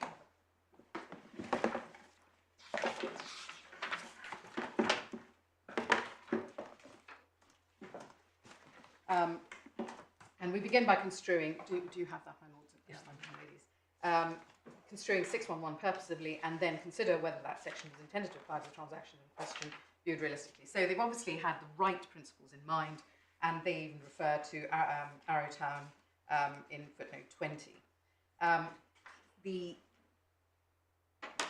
The next point that I'd like to make is they then went on to try and work out what is the purpose of this provision, and at paragraph 66 they state section 611 must be construed in the context of the code set out in Atoya to deal with income from business of film exploitation which falls short of a trade. The code is broad in its scope and its purpose is clear. Its evident purpose is to subject to income tax any income from such a business. Section 609 sub 1. The income to be charged is the full amount of such income arising in the relevant year, 610. And so they identified the relevant purpose, which is income arising from a non-trade film business or a business of film exploitation. They recognised the importance of Boston Khan at 67 as being the leading authority on the question of entitled. They summarised the principles at 68, and we say that when one looks at the summary of the principles, there is no flaw in that summary. So they understood the principles to be derived from Boston Khan.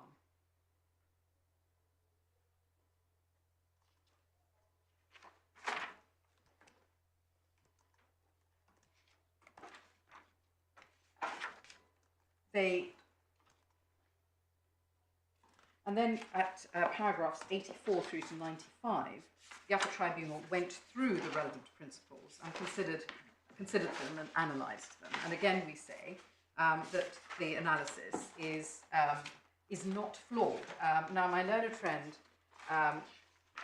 seeks to impugn their analysis by in terms of some of the language that is used by them, talking about mere legal shell and beneficial entitlement or benefit, as the case may be. Now, I'll go through those points in detail, but what I would like to be able to say as a broad brush point is my Lord Justice Snowden asked, well, what is reality? How does one test reality? We know what a bare legal entitlement is. We know if somebody's a legal owner. What more than that is necessary in order to engage Section 611? Now, we say that there are strands of cases from different areas dealing with different things, Boston Khan being the closest, in fact, which tell you that you've got to look for something that in some way affects the taxpayer. Now, whether one calls it beneficial entitlement, benefit, beneficial ownership, there's got to be something that redounds to, does it redound to their benefit? It certainly affects them. So the use of the language is perhaps is affected by the fact that it's quite difficult, like will-o'-the-wisp, to work out exactly what level beyond legal title brings one within entitlement for Section 611. And so criticisms based purely on the use of language or of terms, we say, should be approached cautiously. The more important point is to work out if there's an error of principle betrayed by the use of that language. So one could, for instance, ask oneself, is entitled something that requires beneficial, some sort of beneficial entitlement? What does that mean? Well, Boston Khan tried it a few different ways. One of the ways, it's at paragraphs 8 and 54 for your notes, ascertaining to whom the money belongs is one way of articulating it. Ascertaining who has the right to the money, that's paragraph 69. And we say that it could equally be used at least as a cross-check to see if the person has the incidence of ownership, can enjoy or direct the fruits of the ownership or the entitlement, so that you can work out whether or not there is something more than a bare name on a document. And that is the way in which we say that the corporate, the group loss and consortium loss cases of Woodward's Preservation and Bupa are relevant. They don't provide direct guidance, but they help to articulate, to identify the sorts of indicia that point towards what might be regarded as entitlement for 611 purposes. And we see that Boston Khan itself uses the principles. My learned friend has gone through the principles in Boston Khan, and I'm going to just go through a few of those. Paragraph 11, because received and entitled appears in so many Atoya sections, it's to be given a consistent meaning, no quibble with that whatsoever. Looking at paragraphs 8 and 57, Boston Khan tries to, or at least Lady Justice Andrews in Boston Khan, tries to work out whether, postulates that entitled to may be used to identify the person to whom the amounts actually belong. But again, actually raises the exact same questions. What does actually mean? We know somebody who actually receives money because they actually receive the money, they've physically got it. literally, one might say, in using modern parlance. But if it's not somebody who receives, well, what is the quality of the thing that brings you within this? So it actually belongs, doesn't take one much further. The Court of Appeal didn't dismiss, in Boston Khan, didn't dismiss the things to be learned, the principles to be derived from the corporate loss, group loss cases. It didn't apply them directly, and what it did say, though, is, if I could invite you to go to paragraph 70 of the decision in Boston Khan. That's at tab 23. Paragraph 70 of Boston Khan, tab 23, second bundle of authorities.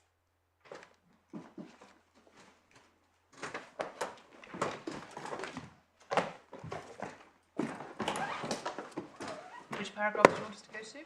Paragraph 70. It follows an analysis of the wood preservation of prior and due cases, if I recall correctly. And tab 70 is to be found at page 542, I think. No, that's not right.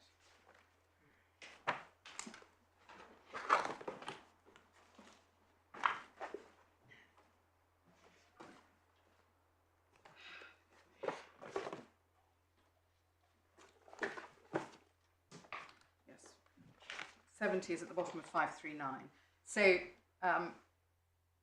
there's a discussion of wood preservation, beneficial ownership, mere legal shell, and then that, the words, that case establishes that even in a statutory context, so this is the bottom of para 69, that even in a statutory context in which equitable ownership may not be enough to amount to beneficial ownership or beneficial entitlement, the focus is on identifying the person who in reality has the right to money. Again, you know, this is a qualitative term. Can you just deconstruct that sentence for me?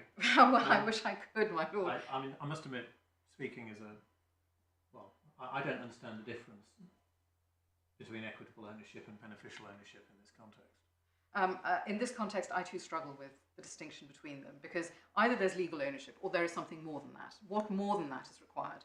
And one can call it a right to specific performance. Maybe that's a limited concept, and that would be equitable ownership. But maybe there's something falling short of that that gives you some rights in relation to it, and that might be beneficial ownership. Well, I just don't.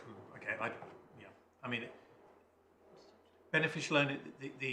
I think it's understandable, perhaps, because beneficial ownership was, I think, the statutory yes, my lord. provision.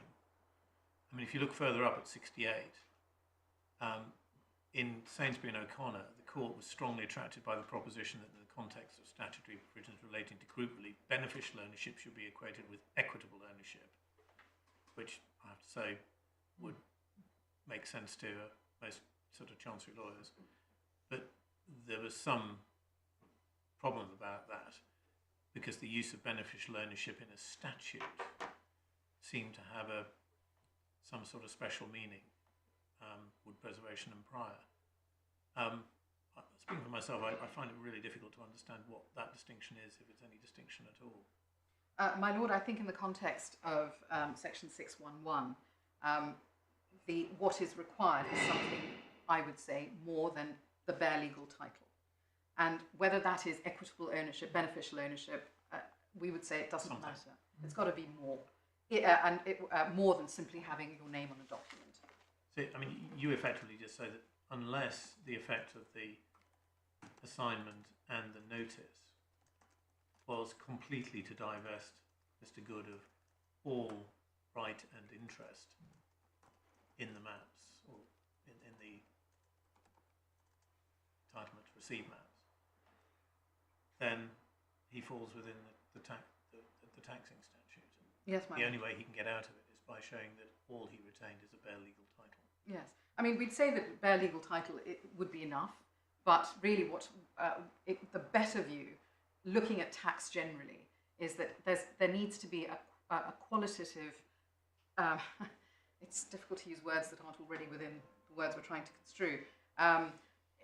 There is a quality of right over the thing that is necessary in order to engage Section 611, we would say, because when one looks, for instance, at, I know trusts are a special case, but bare title, bare trusts, the trustees aren't, they're on the document, but they're not entitled, they're not treated as absolute owners. People who are treated as absolute owners are the beneficiaries, the principals. Ditto, when you've got interest in possession beneficiaries, the trustees are the legal title, beneficial ownership is in the interest in possession beneficiaries. So there are splits of ownership where legal title is distinguished from, and the tax follows beneficial ownership, beneficial entitlement, some form of control over the asset, but not necessarily control in the sense of being able to direct what happens. Some incident of ownership, some ability to direct what happens to the thing. These are sort of, or to be able to enjoy the fruits of the thing. So these are all terms that have been used in different contexts, but they all seek to identify a concept that is more than simply having your name on the document. And that is why, although it says entitled and maybe legal entitlement, name on the document would be enough, in our submission, the better view is that it is looking for something more. And what it is looking for is something that is, repeating again, something that gives you incidence of ownership, something that gives you an ability to direct it, something that gives you the ability to for it to affect you in some way, hopefully positively. But it's those sorts of points that we say are indicators. And having gone through, I agree that it's very difficult to find a distinction in this context between beneficial ownership and beneficial entitlement and equitable entitlement. Nonetheless, we would say that that is not our fight today. Our fight really is whether entitlement here encompasses what happened as a result of the security assignment and the payment directions. And we say that there is enough entitlement here in Mr. Good's hands in respect of the maps as and when they arise, because of the conditions precedent, as it were, that he has imposed upon them at the point at which he entered into the security assignment. And they remain subject to those rights and those conditions at the point at which they arise, such that when the cash money arises at some point in the future, on the 5th of April every year, it can only be used in the way contemplated by the security assignment and not in any other way. So it's not an unqualified transfer, and it does not disturb the obligation on the part of Mr. Good to make good the loan interest. It is intended to ensure, in fact, that he does make good his loan interest obligations. And so we would say that this moves on to a slightly different point, that it isn't appropriate to say one only looks at the security assignment, because the security assignment forms part of a matrix of arrangements which gave him the right to the maps, which gave him, which created his obligation under the loan interest arrangements. And the security assignment deals with both those aspects. So those two documents need to be considered as well.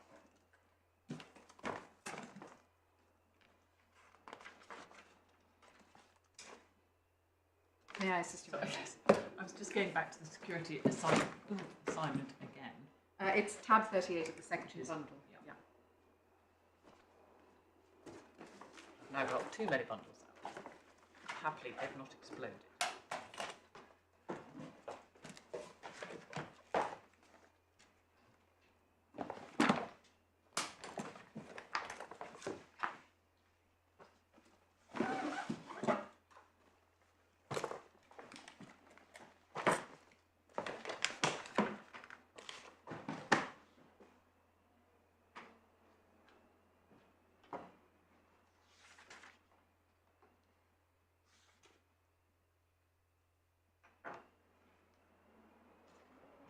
Does it follow, Miss Nathan, from the submission you've just advanced, that my Lord Justice Snowden's distinction between a legal and an equitable assignment doesn't really matter, because you'd say it's really a matter of substance and looking at how much is retained and how much is divested, and that the legal form, whether it's a legal or an equitable assignment, doesn't matter quite so much? I don't know, I just wanted to see where you stood. What I would say, my lady, is I'm very nervous of going down the road of substance over form, because we know that that's been debunked by all the structural Yeah, but, cases. but your recent submission to us was that you're looking for something more than a bare legal title. So I suppose I could put the question the other way. Is it enough, do you submit, that somebody has only assigned in equity and not in law? They haven't made an absolute assignment because. Is that enough for them to have this residual benefit that means they're entitled for the purposes of Section 611? Or are we as a court to look for something a bit more than that? If they have retained ownership, equitable ownership over the assets, we would say that is enough. Okay. We would say that that's the primary submission. We would say that that the secondary submission is that if they have retained equitable ownership, that's as maybe, but have they also retained anything else that might be said to give them beneficial use or enjoyment or the ability to direct or whatever these assets. The reason we make that secondary submission is because the statutes, tax statutes, tend to look at more than simply having a name on the document. So having the name on the document, having a security assignment that retains some equitable ownership for you, but makes everything else, but is devoid of any substance, because you cannot do anything with the asset that's been given away. You have got no conditions. Your rights are exhausted, albeit the assignment it retains for you equitable ownership. That may not be enough. So the primary submission is it should be enough if you've got equitable ownership. The secondary submission is it's also helpful to see what are the rights that are retained by such equitable owner in order to make good, to bolster the position that this person has. So you'd say both and in this case. You'd say on your primary submission you get home because equitable ownership was retained by this appellant. But further in any event, you'd say it's, I'm just trying to recite back, I'm just trying to encapsulate, I'm not saying I agree with it, I just need to know what the submission is.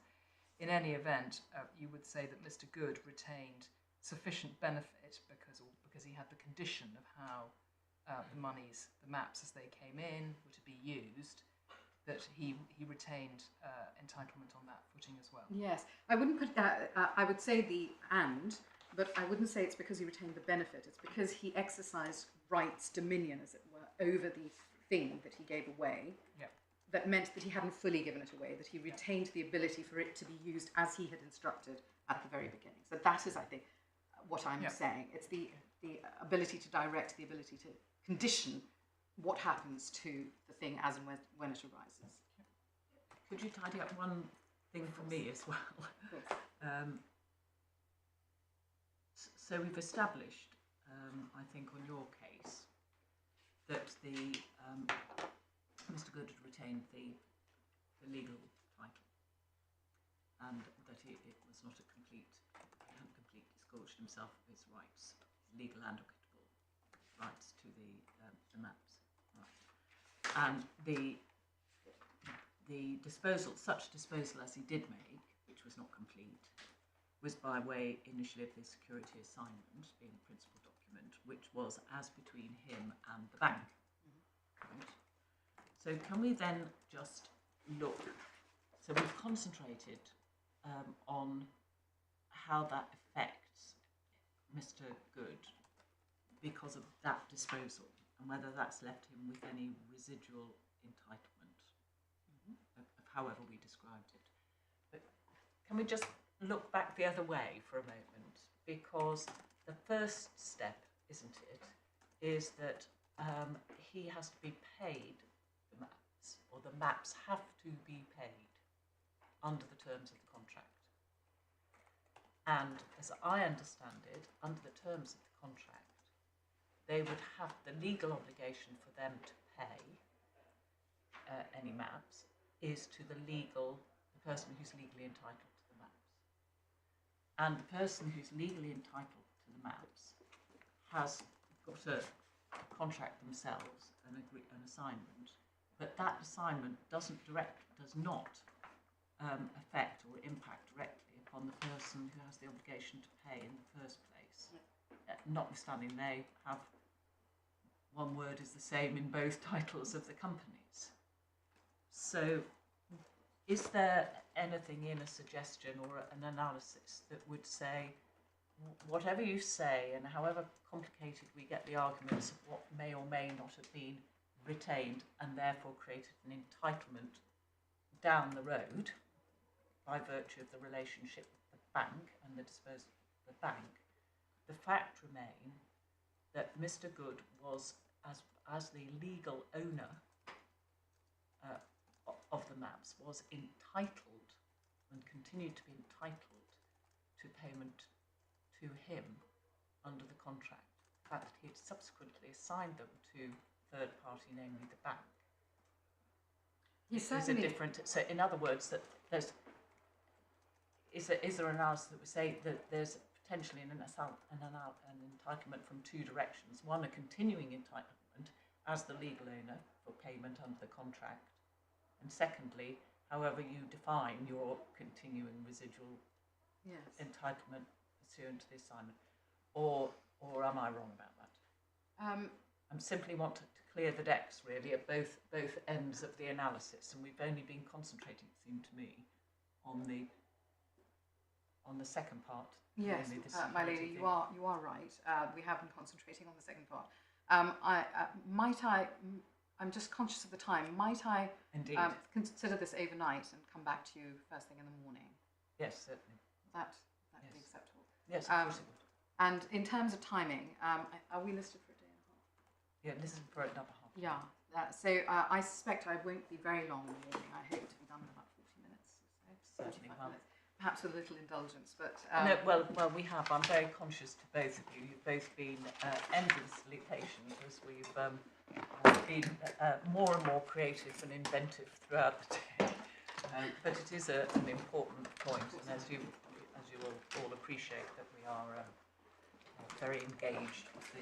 Yes, absolutely. It's actually fun to have such an engaged panel with. Well, yes. Back of laughs. Yes. I wonder what you'll say when you get into the corridor. Exactly the same, my lady. Well, but I'm very grateful to you all. You've both worked extremely hard today. I'm very grateful. So, 10:30 tomorrow morning, please.